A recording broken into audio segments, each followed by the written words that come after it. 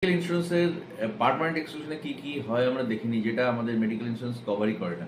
এক হচ্ছে যে আমাদের ডায়াগনস্টিক অ্যান্ড এভলিউশন পারপাস যদি কোনো অ্যাডমিশন হয় উইদাউট এনি ডক্টর অ্যাডভাইস এবং প্রপার রিজন, সেটা কভার করে না।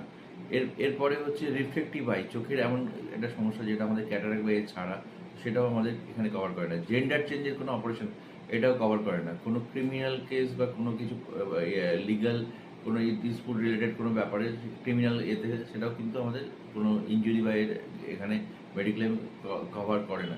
ইনটক্সিকেশন বা কোনো আমাদের লিকুয়ারের প্রভাবে যদি কোনো অ্যাক্সিডেন্ট বা কোনো কিছু ধরনের ঘটনা ঘটে, তার জন্য অ্যাডমিশন হলে সেখানে বা কোনো আমাদের শারীরিক অসুস্থ হলে, সেটা কিন্তু আমাদের মেডিক্লেম কভার করে না।